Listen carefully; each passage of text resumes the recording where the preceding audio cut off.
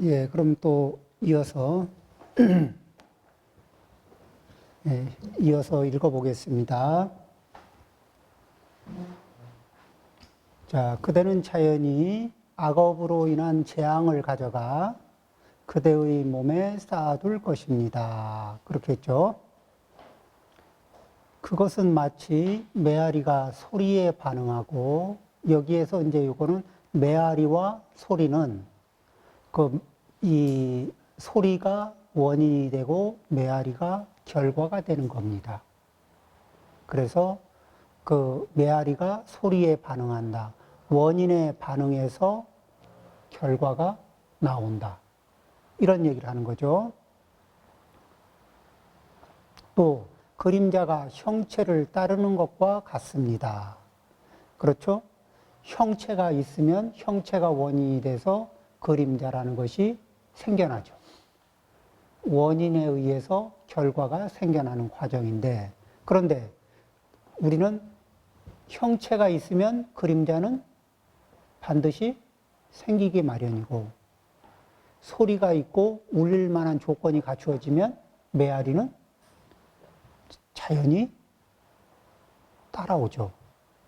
그렇듯이 원인이 있으면 결과는 반드시 생겨난다. 그런데 그러면은 인과를 지금이 어떤 세상인데 이 계명한 천지의 인과를 얘기합니까? 그리고 우리가 살아보니까 선한 사람도 고생을 죽도록 하는 일이 많고, 악한 일을 하는 사람도 잘 먹고 잘 사는 사람이 무수하게 많은데, 요즘 같은 세상에, 그런 정보량이 넘치는 세상에 선인성과 악인 악과 골동품 같은 얘기를 해가지고 누구를 설득하려고 합니까? 이제 이런 얘기를 할 수 있잖아요. 또 누군가가 이런 얘기를 하는 얘기를 듣고 그러면은 뭐라고 반박하기가 좀 어려워져요. 그러면 이제 그래도 우리가 황룡원 이 높은데 8층에서 공부를 했는데 그 정도에 대답할 수 없으면은 좀 곤란하겠죠. 그러면 이제 우리가 짓는 업은 이 업의 영향력이 결과를 가져오는데, 어떤 일은 결과를 빨리 가져오고 어떤 행위는 결과를 좀 미디엄으로 가져오고, 어떤 업은 결과를 꽤 이렇게 늦게도 가져올 수가 있거든요. 그래서 이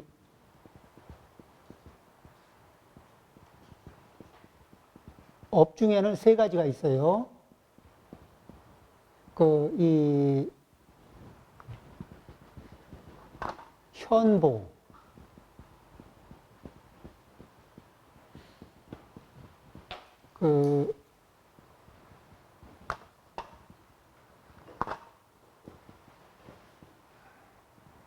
그래서 오늘은 이렇게, 예?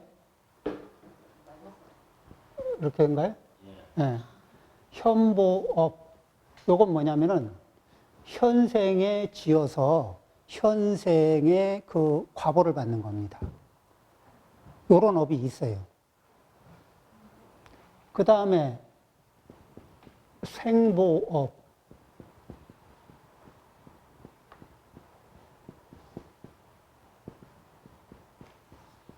그러니까 금생이 아니라 후생, 다음 생에 생보업. 그러니까 다음 생에 과보를 받는 거예요. 금생에 짓고 다음 생에. 그 다음에 이 후보가 있어요.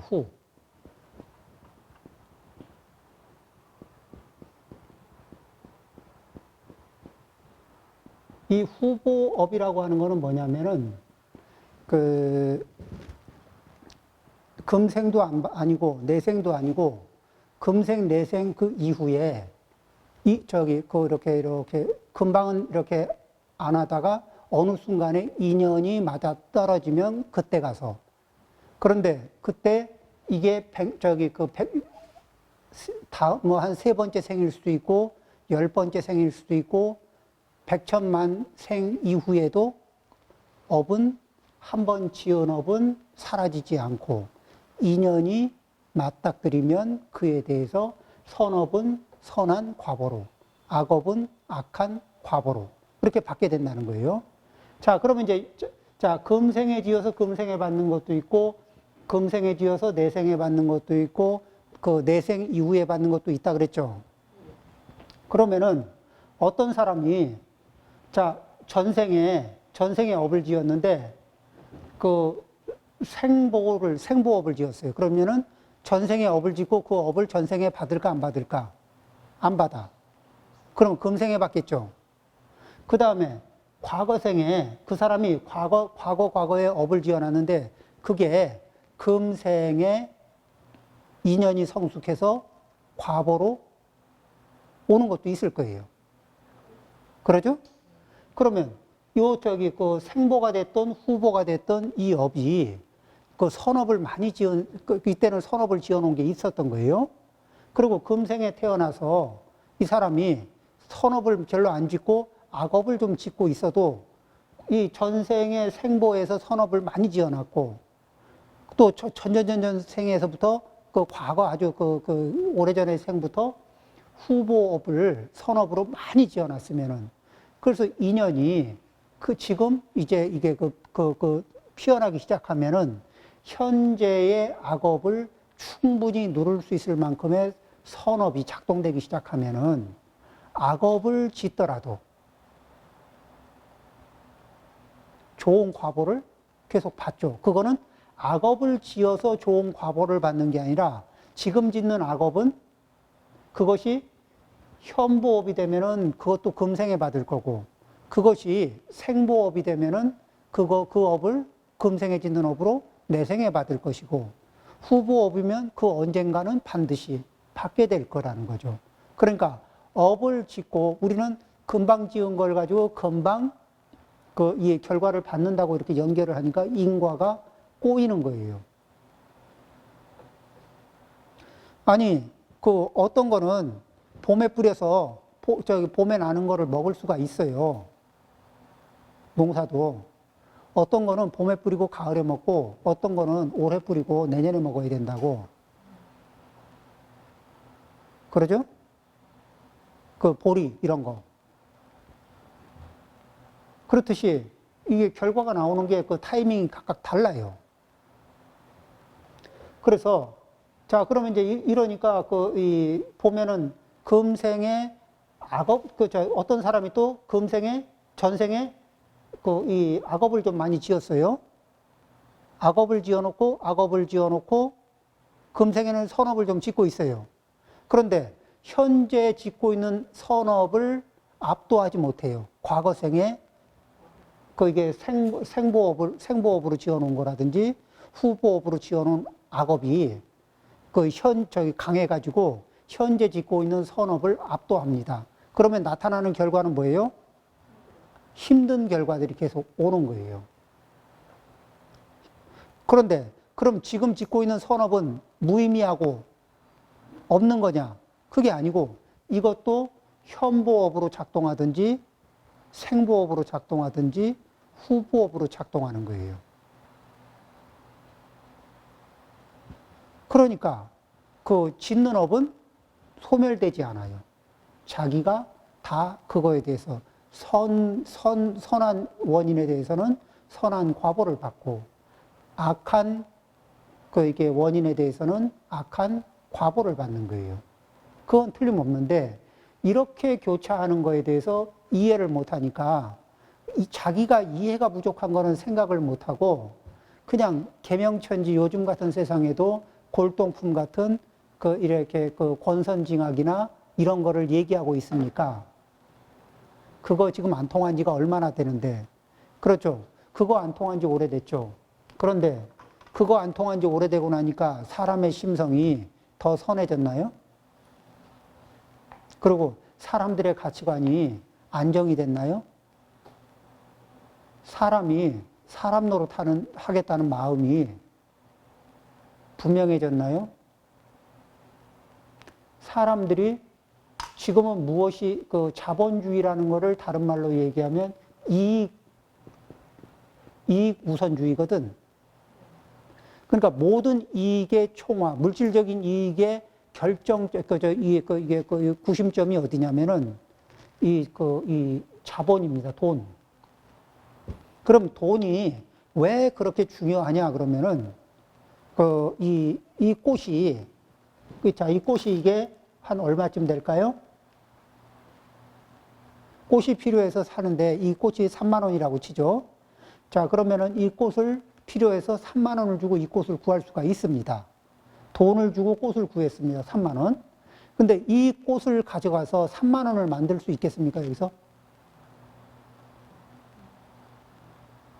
이 꽃을 가져가서 3만 원을 만들 수 있는 사람은 꽃집이라는 특별한 이 구조를 가지고 있어서 그래야만 그곳에서 이 꽃을 3만 원이라는 돈으로 교환을 하는데, 돈은 꽃으로도 교환할 수 있고 시계로도 교환할 수가 있고 컵으로도 교환할 수가 있고 목탁으로도 교환할 수가 있고 다양하게 돈은 무엇으로도 교환이 쉬워요. 그런 반면에 각각의 물건들은 돈으로 교환이 되게 만들려면은 특별한 장소에서 특별한 활동을 해야 됩니다. 그렇죠?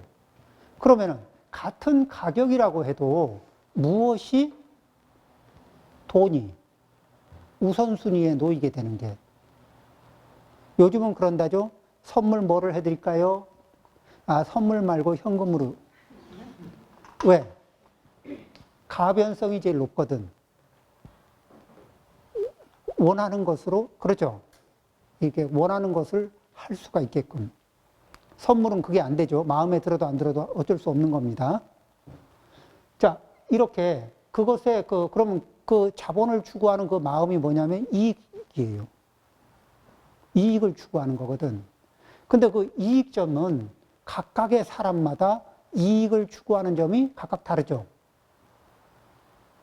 그거는요, 이익을 추구하다 보면 부부 사이에도 달라질 수가 있고, 이익을 추구하다 보면 부자지간에도 달라질 수가 있어요. 부모 자식 사이에서도. 사실은 관계로 말하면은 부모 자식이나 그 부부나 이 제일 가까운 관계거든. 그리고 거기는 어떤 이익이나 손해, 이 개념을 넘어선 관계라고 보통 얘기하는데도 불구하고, 우리가 세뇌가 이런 이익 지상주의로 빠지다 보면은 어느 순간에 그 관계 사이에 이익이라는 강이 흐르고 있을지도 모릅니다. 이해관계라고 하는 강물이 흐르고 있을지도 몰라요.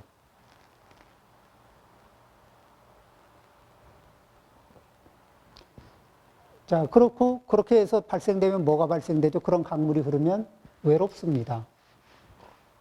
왜?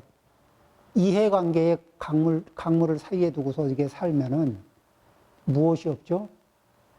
내 몸같이 신뢰할 수 있는 사람이 없어지는 거예요.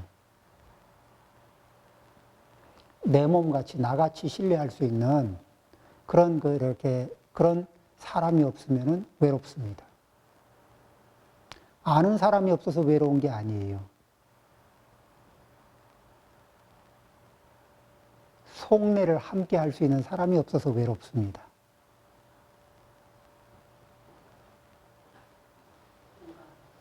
예. 자, 그러니까 이 업을 얘기할 때, 현보업, 생보업, 후보업. 요 세 종류의 업이 있다는 거. 그리고 그 속에서 우리는 현보업을 짓고 있는지, 생보업을 짓고 있는지, 후보업을 짓고 있는지 우리가 잘 모르잖아요. 그런데 이제 공부를 이렇게 하다 보면, 이렇게 지으면 생보업이 되겠구나. 후보업이 되겠구나. 어떤 거는, 그래서 이제 이런 식으로 업의 종류에 따라서 업이 교차해요. 그러니까 우리는 전생에 예를 들면 이런 겁니다. 같은 부모 밑에 태어나도요, 같은 부모 밑에서 태어나서 같이 비슷한 교육을 받고 비슷한 환경에서 자라도 그래도 각자 총명지혜가 다릅니다. 그러죠?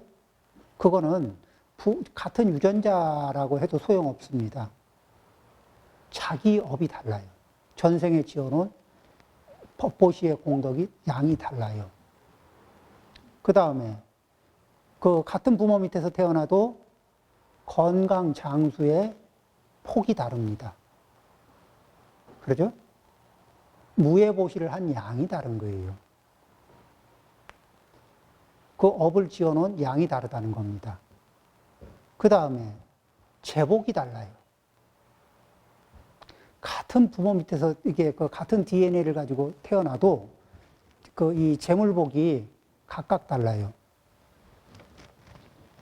그리고 재물복이 안 바치는 분한테는 보태주면은 그냥 그 이렇게 맨손에다가 물을 준 거하고 비슷해가지고 줘보면은 줄줄 새요. 안 줄 수도 없겠지만은 줘봐도 줄줄 셉니다. 왜냐하면 그 사람은 그 사람의 업에는 그런 제복을 담아낼 수 있는 그릇이 없는 거예요.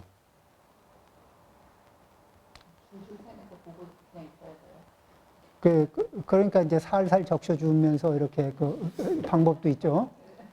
예, 그러니까 푹 부어주는 게 아니라 예, 그 감당할 수 있을 만큼 그리고 스스로가 복을 만들어낼 수 있는 동력을 계속 자극하면서 결국은 부처님이 일러주시는 거는 뭐죠?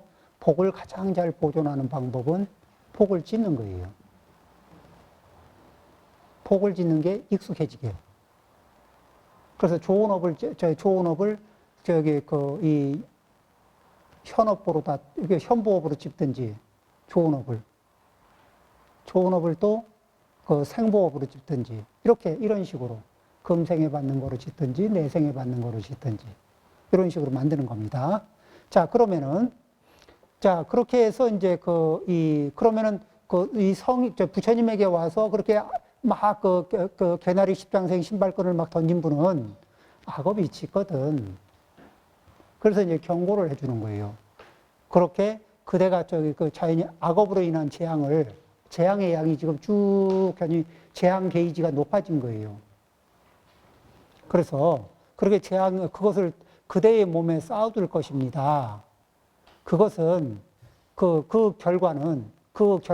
행위의 결과는 소리에 반응하는 것과 같고, 그 메아리가 소리에 반응하는 것처럼 당신의 업은, 당신의 나중에 그 과보를 받는 거는 당신이 지은 행위에 반응할 겁니다.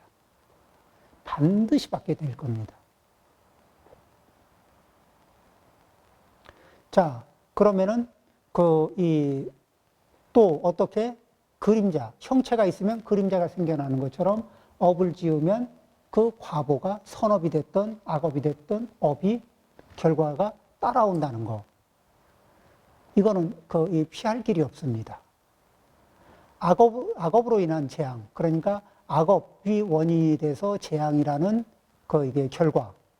이 결과는 내가 피하자고 해도 피해지는 일도 없고, 내 안 좋은 결과니까 내가 좀 멀리, 너하고는 거리를 좀 두고 살고 싶다. 우리 이게 떨어져서 살자. 이렇게, 멀어지고 싶어도 멀어지는 일도 결코 없습니다. 그러니까 악업은 한번 지어놓으면은 무엇보다 이 세상에서 제일 악독한 사채업자의 돈을 빌어 쓰지 악업은 짓지 말라는 겁니다. 차라리 세상에서 제일 악독한 사채업자의 돈을 빌려 쓰고 고생을 하는 것보다 악업 짓는 게 훨씬 더 고생스럽다는 겁니다. 이 인과의 틀로 보면은.